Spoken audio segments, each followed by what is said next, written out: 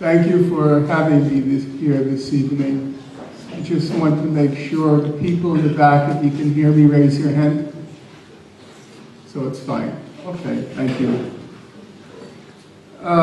It's already a long evening, so I don't think I'm going to speak for the full time I had in mind, because I would like to have an opportunity to hear from you as well, and to try to respond to some of your questions about the documentary, about the general situation,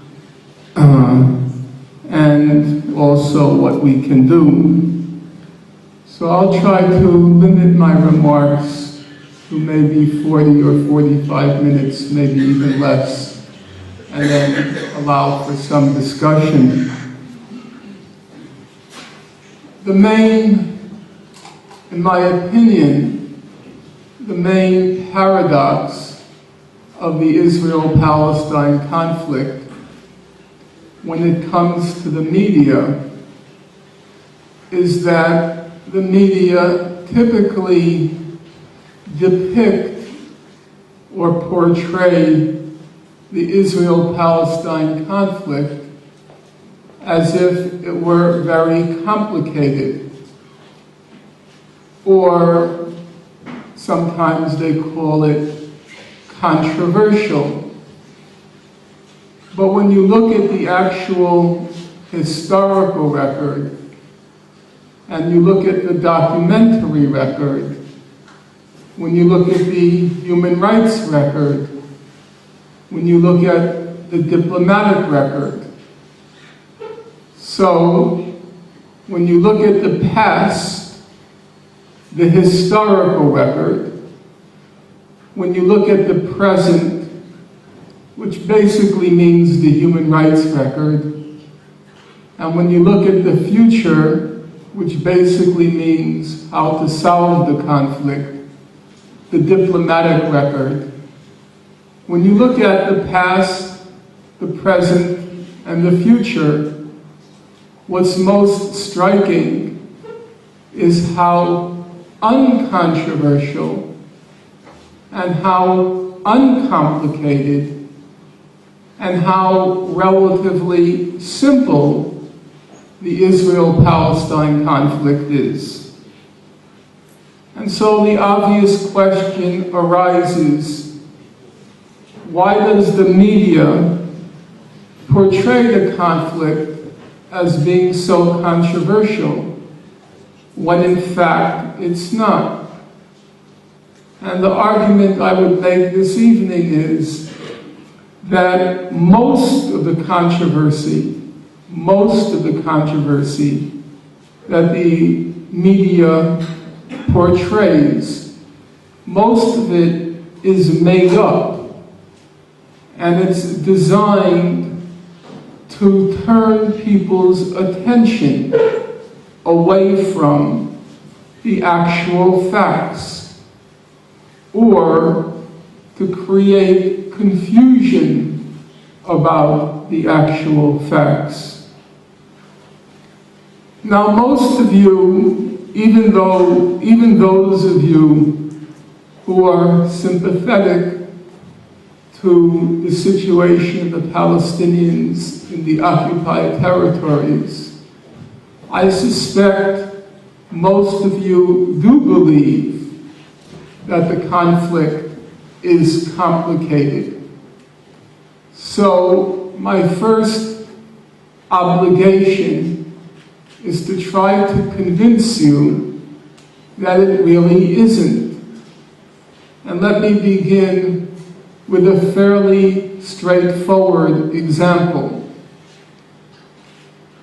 Most of you have heard of this thing that's called the peace process. How many of you have heard of the peace process? Raise your hand so I know. Okay. I was told I have to be careful of people raising their hands because it may signify a salute, which I'm allergic to. So when I say raise your hand, do not raise it too stiffly.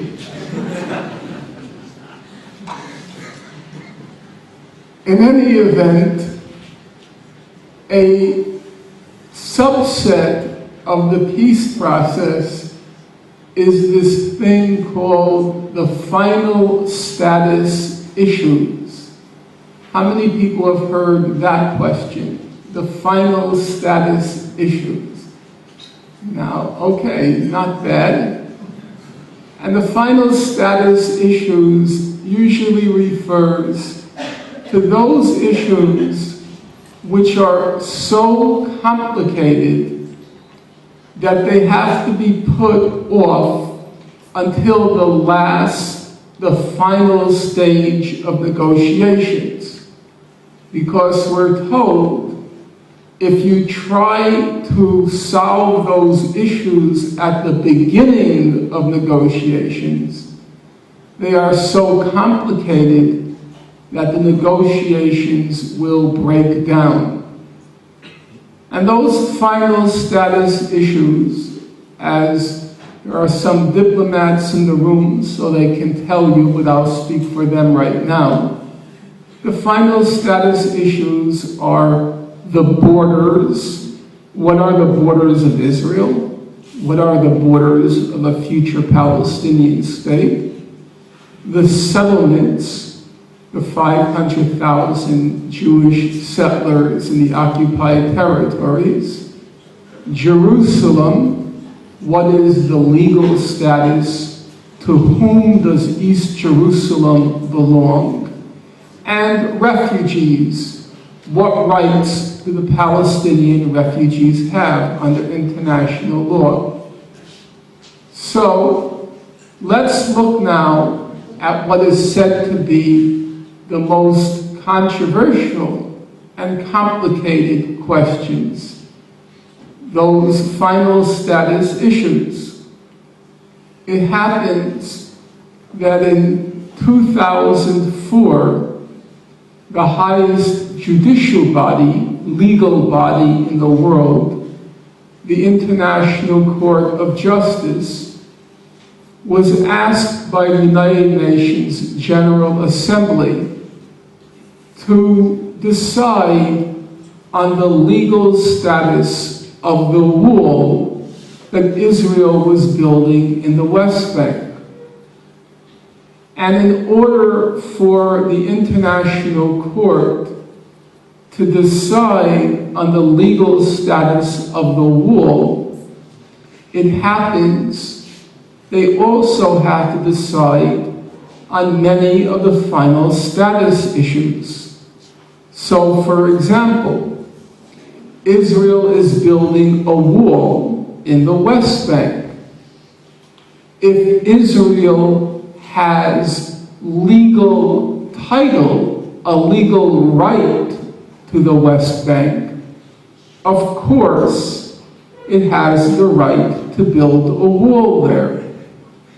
But if Israel has no legal right to the West Bank, of course it has no right to build a wall there. It could build a wall along its border, that's certainly legal, but not in another people's country. Similarly, the wall that Israel was building and continues to build now, the wall takes a winding route around the settlements, and it brings the settlements on the Israeli side of the wall. So the question then becomes, are those settlements legal? Because if they are not legal, you can't build a wall to protect what's not legal. There's a fancy term in international law which basically means